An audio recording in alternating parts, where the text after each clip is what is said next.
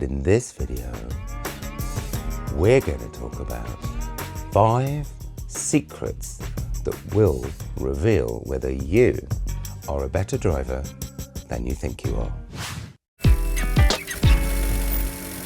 I've been driving many years. How many years? Gosh, it doesn't really matter. And a lot of those professionally one way or another. And I've come to realise that good driving is not about the obvious stuff. It's about the secret signs. Let's get into them. Good drivers don't need to win. Being out on the road, it's not some kind of game or competition. The winner of today's race through Cheam High Street will receive absolutely nothing.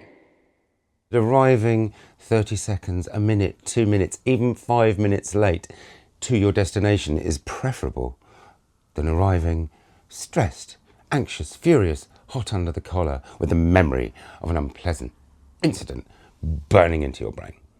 Another clue that you might be one of the good drivers is that you recover from mistakes efficiently and easily. For example, you may have missed a turning off, and instead of panicking, you think, go to the next turning, and if needs be, pull over and reset the old ways, because now you're thinking, I don't know where I am. Exits on a roundabout. I think we've all done this. You're going round a roundabout. Maybe it's one of those large ones with quite complicated signage, and you're going round, and maybe your sat-nav is drawing its little diagram a bit too slowly, and you're going, oh, come on, which one? And you're going, that was the exit, and you've missed your exit. But that is not a disaster on a roundabout, and good drivers, like us, just go and go all the way round. Let's go round again, one more time. And pick up your exit again.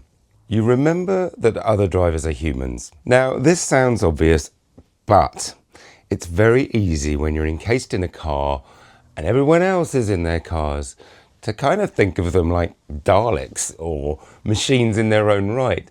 And it's very easy for it to slip our minds that in each of those cars is another person with a life who have their own struggles. It's that always be kinder because you don't know what's going on in other people's life thing. You can apply that to when you're driving. I'll tell you a little story. It's quite heartwarming. Years ago, I drove a van. So I'm driving along through a really small village one day, and I could see another van ahead, kind of waiting behind the traffic for me to come through, but then I was waiting because really there was only barely enough room for 2 cars, let alone 2 vans, and we both sort of went at the same time. I couldn't see the driver at this point. All I could see was a black van. I eased through and it eased through, and as we got closer to each other, it became pretty apparent that unless we both pulled in our door mirrors, we weren't going to get through. At this point, I could see the woman who was driving it. She had that kind of look, and she was kind of avoiding making eye contact with me because I'm in a van. So she might have been thinking I was some aggressive blokey geezer who was going to go, what are you doing? You know. But what I did do, because I'm, kind, is I wound down the window and I sort of smiled and went like this.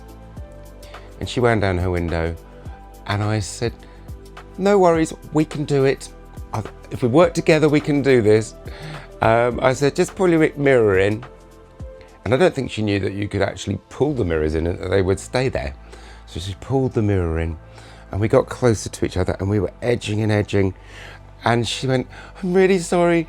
I've never driven a van before. It's my first time driving a van. And I said, you're doing really well. I mean, did that sound patronising? No, it was meant to sound kind of like you're doing really well, but a bit jokey as well, like, because she wasn't. And we kind of edged past each other, nearly touching. And we just were smiling the whole time and sort of making jokes. She was like, I think I've done it. And I was like, you've done it. Brilliant, excellent. Ended up with us sort of going, cheers, have a good one, bye, good luck. enjoy van life. And if you have this next secret sign, you're a good driver, and that is being predictable. It's being aware that other drivers aren't psychic, or some of them maybe. And now for my favourite secret superpower of good drivers, and that is good driving is really boring.